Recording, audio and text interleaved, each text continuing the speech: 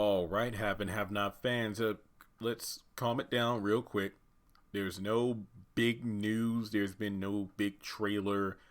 This is just me addressing for probably like the 10th time on this channel the question I continuously get. Jeremy, is the show moving to BET? Well, not to my knowledge, and this video is pretty much my reasoning as to why I don't want it to happen. So before moving forward, go ahead and give this video a thumbs up to show you like it. I'd really appreciate it. Hit subscribe, click the bell notification icon, select all, that way you're notified when I post new content, and follow me on social media. Links are in the description below.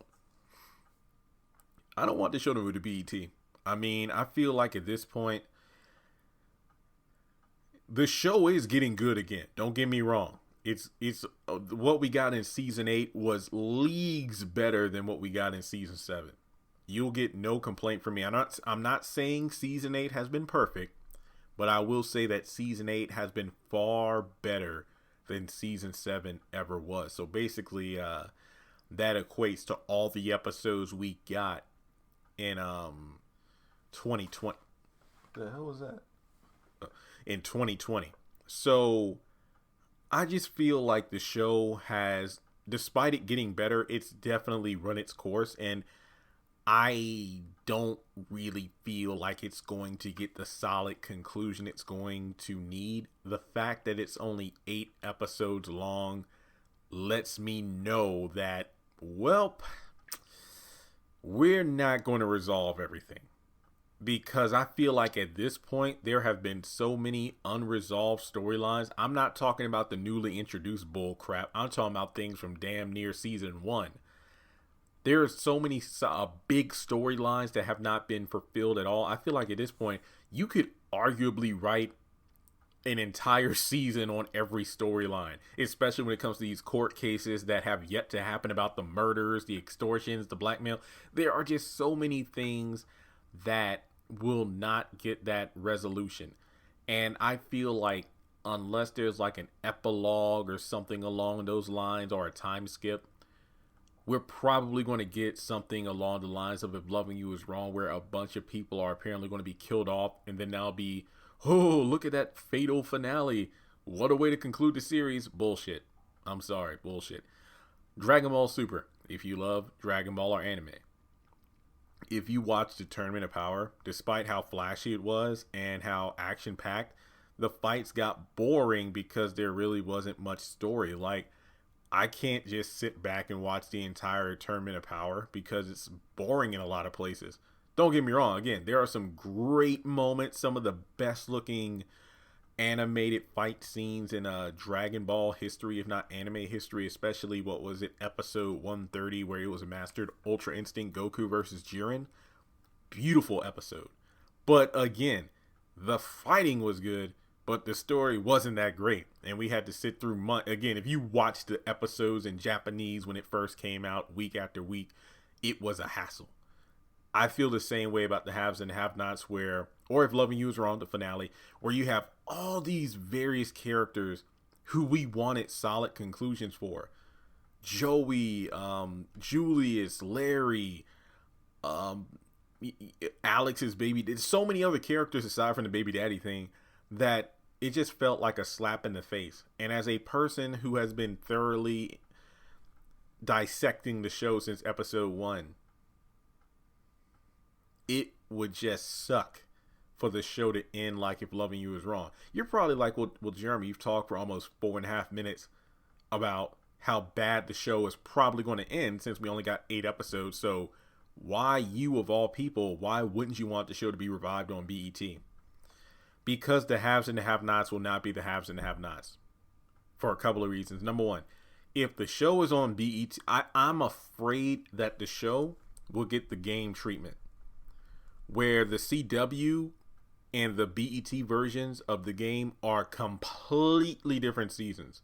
Don't get me wrong now, season 4 and 5 are pretty damn good, but once you get to the point where Melanie and Derwin leave, it's a whole nother ball game. It's like complete drama, minimal to no comedy whatsoever. If the haves and the have-nots is brought over to BET, Lord have mercy, don't put it on BET Plus.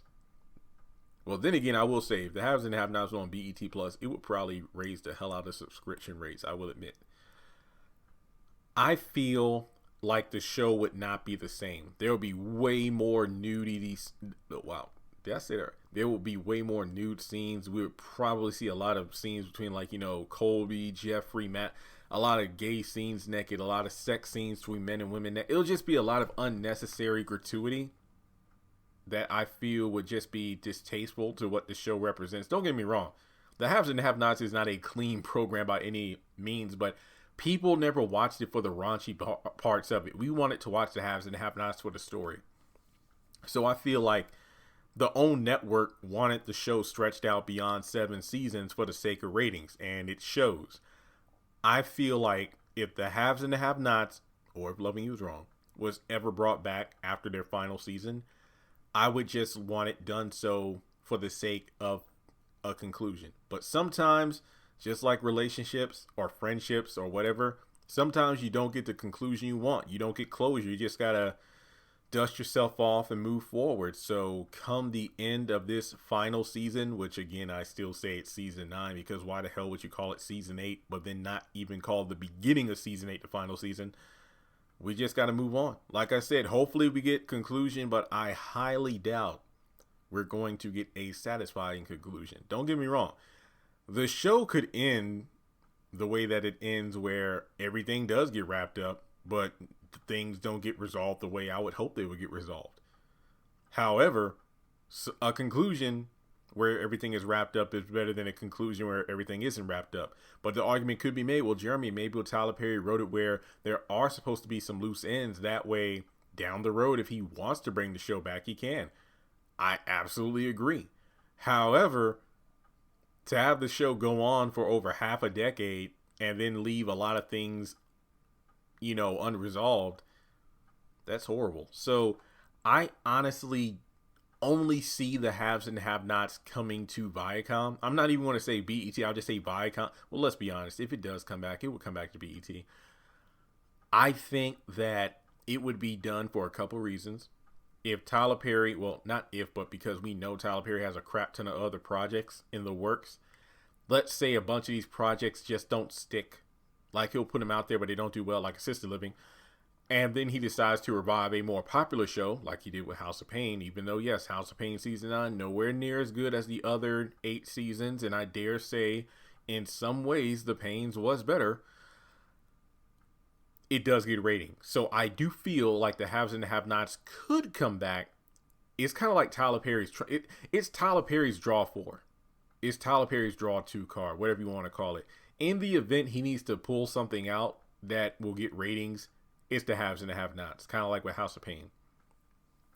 And then on top of that, you also look at the aspect of, if it's brought back to BET, how do we know the main cast is going to come back?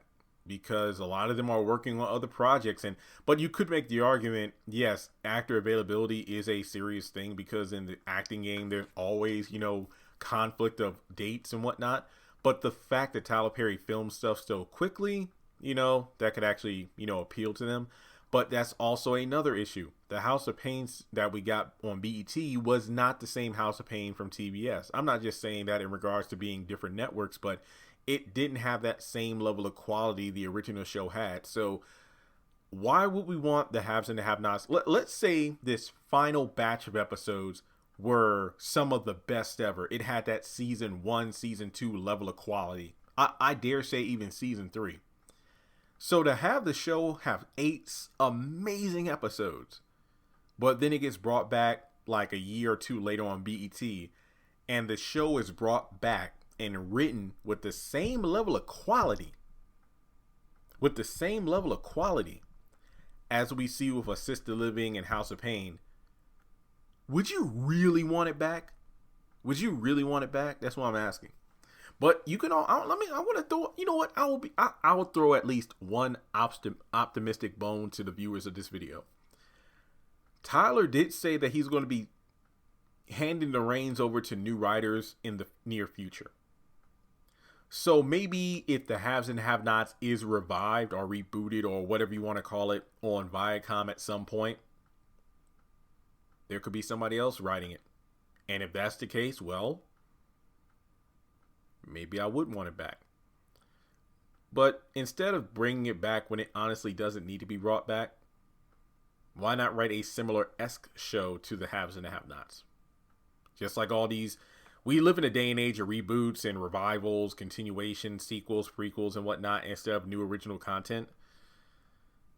Sometimes it's best to let the original lay to rest and then bring back something new, because as much as I'm itching to see new talent in a writer's room at Tyler Perry Studios, sometimes it's best to work on new projects instead of bringing back something old.